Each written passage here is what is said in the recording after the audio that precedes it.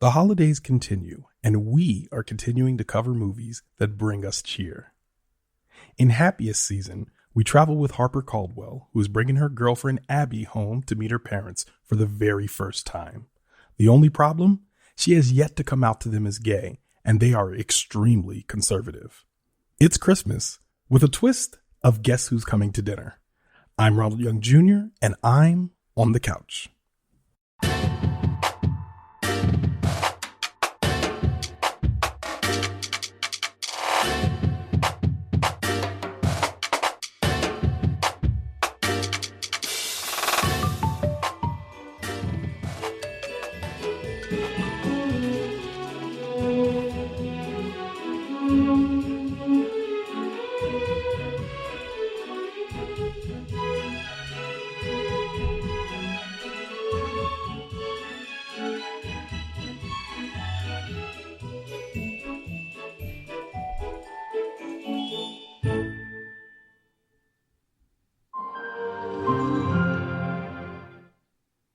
All right, this is Ronald, and I am on the couch after watching Happiest Season.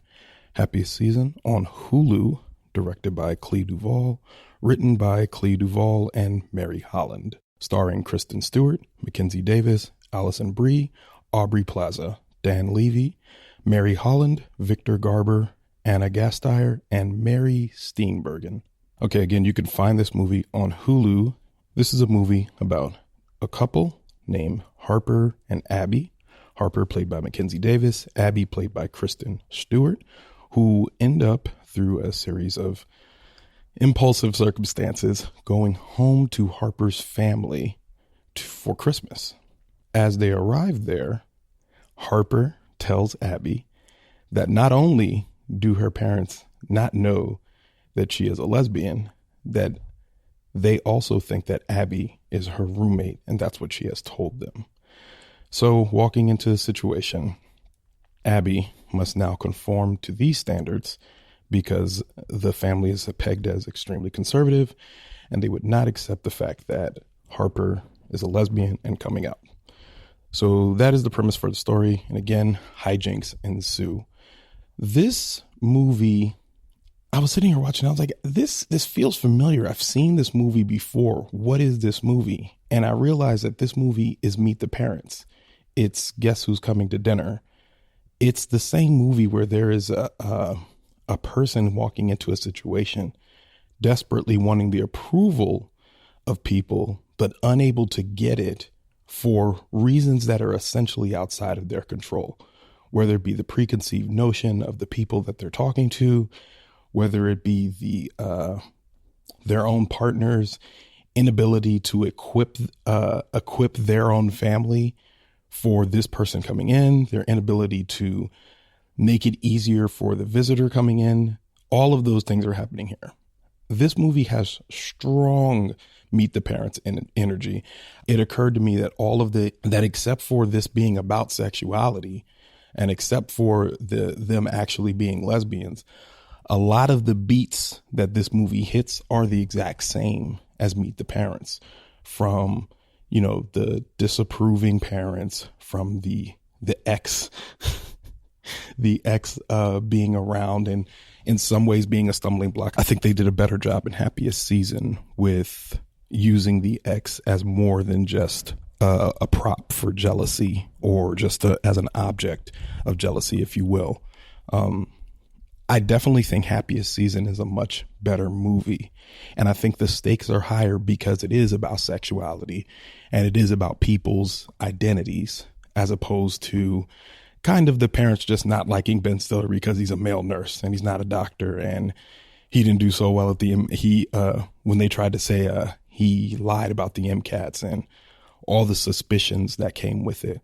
The thing that gets me is Harper's obliviousness. Here she is bringing Abby into a situation in which she has forced Abby to now be closeted, and she is closeting herself. And for some reason, she's trying to have her cake and eat it too. So she wants to have her partner with her for Christmas, but she's preventing her partner from being her full self. That felt worse to watch. And at times when we're watching Abby kind of cope with this and find comfort in little things, including in a person that we don't expect her to find comfort in. I don't want to spoil it for you, but in finding that comfort, we find ourselves rooting for Abby in a way that I feel like makes us stray from what I think the movie wants us to root for. And when I say that, I mean the movie wants us to root for Abby and Harper to be together at the end. And by the time we get to the real climax of this movie, I am convinced that while Harper may not be a bad person, she is certainly a complicated one, and one that probably shouldn't be in a relationship with Abby if she can't get past this. Watching this, that didn't feel good to me. It didn't feel good to have to watch someone kind of grapple with that. Now, again, because this is a movie where the plot isn't necessarily revolutionary, it does beg the question about representation and the idea that since we're doing a fish out of water story, and since it naturally lends itself to a situation like this, where you're bringing a partner home and you have to closet yourselves, it just tells me that representation isn't as hard as Hollywood and the creatives make you think that it is. Whether it be black folks, whether it be sexuality, whether it be disabled folks, there are ways to include them in even stories like this, because I don't think this story was revolutionary by any means. I think by the time it gets to the end, it ties things up in almost too neat of a bow, when maybe it could have been a little more messy and audiences still would have been satisfied because it would have been a natural ending to the movie. But I still feel like what they did with this movie was, while it starts off in a very, okay, this is a new take on this type of story, it ends in a place that's like, oh no, this is this is the same take on that type of story. There's a few things I think that they think there's a blended family, a biracial family in there. And there's, of course, you have lesbians at the center of the story. But this is still a story that's largely about white folks with money. So it doesn't feel as countercultural or as revolutionary as I think the writers or the producers would think it is. And I'm not saying that you necessarily have to address privilege in every single story that comes out, but watching something like this, it just seems like without, addressing the privilege, or without saying like, okay, well, these are still rich people with money with, 8 bedrooms and a house and all that. Like it felt like subjecting Abby to this type of story and subjecting this character to this type of family. It felt like there were multiple layers that had more to do with just the sexuality, which I think is the big selling point of this movie. And one of the big parts of it is that, well, her parents are conservative. She doesn't want to tell them. And I don't know if they did a very good job with depicting the parents in a way that deemed them to be, so conservative that they're homophobic. Because when I read the premise for this movie, that's what I was expecting. I was expecting like a lot of stories of the LGBT community is that they were going to have people that just like, there's people that, put them out the house. They beat them. They sent them to camps, to, Christian, super conservative camps to, as they say, pray the gay away and all that. They do all kinds of things like that. And I feel like those stories are a lot more common than, stories like this one, in which it's a coming out story in which they're like, well, my parents are conservative. I don't know what they're going to think. And when we get to the point where the coming out actually happens, it almost felt like them being conservative was a bit of a red herring. And I'll leave it at that, because again, I don't want to spoil this for anyone. I think the acting in this movie is fantastic. I think everyone is nailing their parts. Mary Steenburgen is crushing her role. She's conservative, but judgy, nice, but rude, like really has high expectations of her family, but still like just a little bit shady with the things that she says. Victor Garber does a great job as the preoccupied dad. Always enjoy seeing him stuff. I always see him as the shipbuilder on Titanic, but he was really good in this role. He's running for mayor, so he's distracted, but he just wants his family to be in line. So he's really, really involved with the details of them being in line, but not really concerned with the details of their life. All of the daughters play a different role. Of course, Mackenzie Davis is playing Harper. And of course she has her, like she's at the center of the story. So we understand what's going on with her. We know more about her than others, but Alison Brie is playing her sister. And when she comes back, she has twins and a seemingly perfect family, but you can tell there's tension with that. And she plays that role very well. And then Mary Holland plays the other sister who just wants to be involved, wants people to like her, will do whatever it takes for everyone to like her and to be involved in the rest of the family. And she plays that role just so well. Everyone does. And Kristen Stewart she has a lot of heavy lifting to do emotionally in this movie. And I think she gets a bum rap for a lot of the work that she's done, especially when it starts with the Twilight stuff. But I've seen her kind of blossom in acting in this. Her and the stuff that she does, the work that she does in this film with Aubrey Plaza, who is extremely charming in this movie, probably the most charming I've ever seen her in any movie. They're nailing their roles. The acting in this is it's high caliber acting. Everyone's doing a great job. Lots of emotion, lots of range. There's humor. And it's funny. It's situationally funny. There's lines that are funny. Oh, and I almost forgot about Dan Levy, who just shows up being himself and just nails it every time. He's the real comic relief in this movie. Just kind of pops in, tells jokes, and then, has more of an extended role as the movie goes on. But just watching all of them together, it's enjoyable. It's fun. It's light. It feels like they were all very aware of what was going on. They all played well with each other. It worked. The acting in this movie worked. I think what hurts this movie, and when I say hurts, I don't mean by a lot, but what hurts this movie is just it again. And I think this happens. I'm starting to think that this just happens with holiday movies, is that they got to write to a happy ending. Like you can't have a Christmas movie with a complicated ending. And I think that's just what the executives say. It's just like, nah, we got to tie this up neater than that. It's Christmas.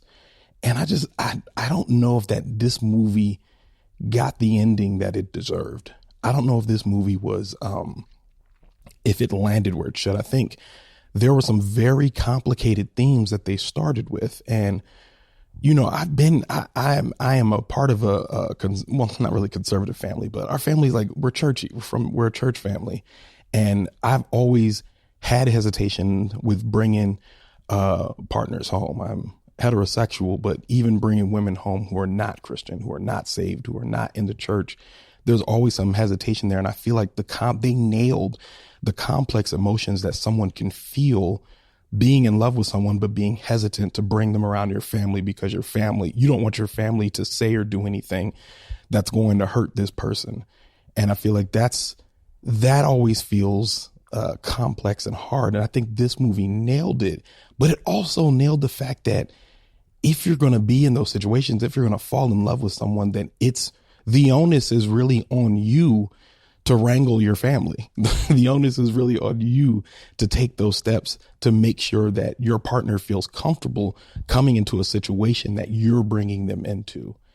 And I think this movie does a good job with that. But then at some point, the Christmas just takes over. Christmas is like, well, nope, this is a Christmas movie. We got to do this. And it just feels like it could have went in a direction that maybe would have made more sense. Maybe would have been more satisfying, and they just chose not to do that. You could see when they're just like, nope, Christmas movie, we're going to end it here. This is what we're going to do. And we're going to have a grand gesture and blah, blah, blah, blah, blah. And that's where I felt like it was very Meet the Parents, very much like, okay, we got to get to this point where they just fed up, they had enough, and then we'll have some reconciliation. And it's like, it hits those beats. And when it's hitting those beats, all of a sudden it becomes less of the movie that you started watching and more of the movie that you kind of expect at Christmas time. And I think that's the biggest problem I had with this movie. I liked it though. I liked it. I think this is a great Christmas movie. This is a great new classic. I think this is a great, this is just a great new Christmas movie that you can add to the canon and that I think people are going to enjoy. I don't know if it'll necessarily be a classic or something that we're quoting from like Home Alone or any of those, but it certainly is a strong entry this year. And I think that people should watch it, and it's worth seeing and worth talking about with families, by yourself, with your friends, with your loved ones, whoever. I liked it. I thought it was a good movie.